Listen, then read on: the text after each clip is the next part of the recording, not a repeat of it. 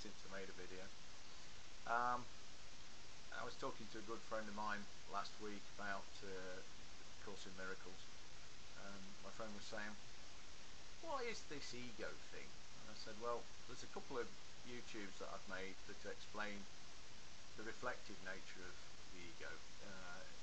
In the earlier YouTubes I've said that it's almost like a reflective capacity.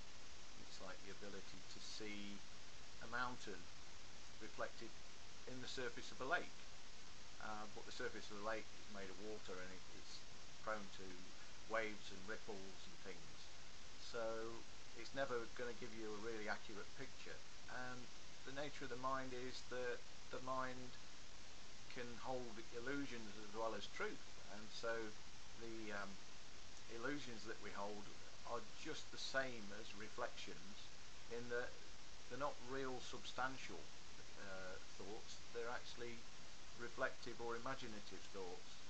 But in the same way that the wind can blow over a lake and shatter an image, we can be disillusioned. We can think that we're something and then discover that we're not and feel crushed by it. That's the nature of ego thinking. But my friend was saying to me, well, all that seems quite natural and fairly innocent. But the Course in Miracles clearly warns us that the ego is the source of all trouble, and that this ability that we've got to have an ego is something that we need to exercise caution towards. I think Maharishi said, that's the meditation teacher, Maharishi Mahesh Yoga, said that an ego is a good servant but a bad master, and I would agree with him on that. But my friend was saying, well, how do I know, my ego thoughts from my other thoughts, my real thoughts? And I had a kind of moment of insight, and I said, well, imagine that you go travelling to a distant place in the world, and you meet a tribe of people, and somehow there's been a natural disaster. There's been a natural radiation or toxic leak from the ground, and these people have been living there for so long they don't realise that they're damaged. And the way that they've been damaged is that their minds can only remember negative things. Their minds can only remember painful events. Things like beauty, sweetness, are things that their mind can't hold. And if you ask them about what's happened in the past, they'll tell you about everything that went wrong. Every shortage, every disaster, every curse that they believe has been meted out on them. Of course, the ego is based on denial of God, so if a tribe existed that were like the ego, it would be a tribe that was completely atheistic, that they would believe there was nothing that anybody could appeal to, that all they remembered was bad. And since they're kind of genetically damaged, so all they can remember is the pain and the hurt, when you ask them truthfully about the past, they answer quite truthfully, yes, the past is awful. Would you want them to tell you about your future?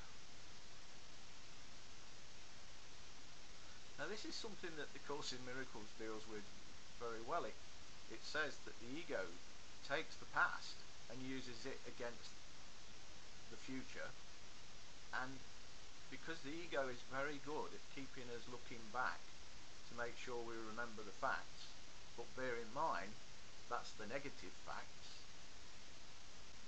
what kind of a future would it predict? What would the tribe predict? Well, it's clear. If all they can remember is the bad things that happen, that's all they can imagine is going to happen in the future. And since there's no ultimate intelligence or unconditional love or ultimate power that they can appeal to, since they don't believe in that, and they sincerely don't, then the future is always going to be black.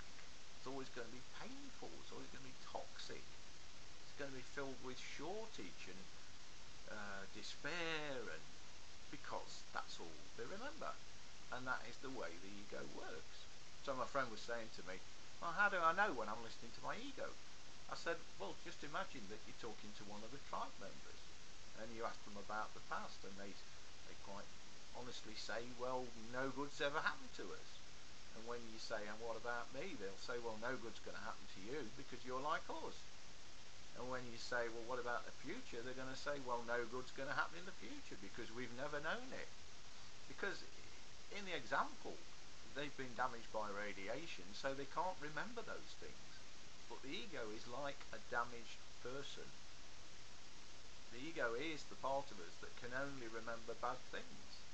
It can only remember that anything that the person came by was hard to come by. That there's no grace, that there's no miracles, that there's nothing we can appeal to. So if you're thinking those kind of thoughts, you can guarantee those are ego thoughts. Ego is a lower type of consciousness that we have. I think it's something similar to a kind of animal instinct, but I think it's more negative than an animal. I think animals seem to have a capacity for joy and capacity for optimism. But ego is almost like a dark kind of animal. When we're thinking ego thoughts, it doesn't bring us any happiness. The way out is raising consciousness. The way out is appealing to the Holy Spirit, which is the highest level of consciousness within us. It's from the Holy Spirit that we see the bigger picture. And very often ego will use the now against us. The ego likes to keep us looking back at the negative events, but it also likes to keep us either looking backwards or looking forwards. But when we look forwards through the eyes of the ego, it's negative. It's a kind of way of thinking that says, well, no good's going to happen. The ego doesn't like us to live in the now, because in the now we can actually smell the roses, and when we smell the roses, we're not concentrating on the negative. When we taste the strawberry, we're not concentrating on the negative. And so the ego's job is actually to keep us permanently distracted, either remembering the bad or imagining the bad. It doesn't matter.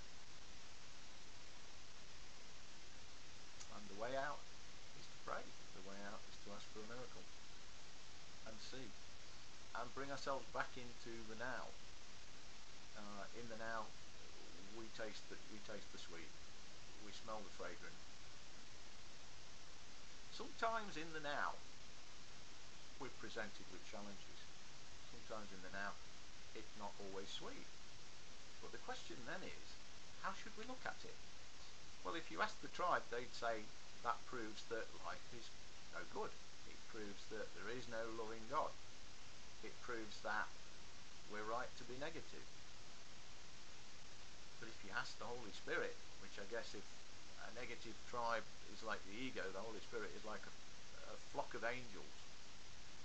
The angels might say, my dear friend, you are the light, and the reason that you're here is to bring the light to this situation. Maybe when you're in a situation that's not exactly sweet, maybe you are the sweetness. I've found in the past that when things have gone wrong according to what my ego says, I've discovered later on that I was there to be the help. I was part of the answer, not part of the problem. But of course, a negative way of thinking would always say, no, ignore any broader ways of looking at things. Don't see the bigger picture, just see the smaller picture and concentrate on the negative. What would you take on to help the world? What would you take on? What would you agree to? How much work would you put in if it was to save a child's life? Or save another person? Or do something that meant something really good? What would you do? I think a lot of us wouldn't be bothered about bitter or sweet quite so much. I think it's a state of consciousness. Happiness is a choice we must make in every moment. I'm not advocating we deny ourselves sweetness, I'm advocating that we enjoy it when we have it. I've got some more to come. Thank you for listening. Namaste. I hope you enjoyed that.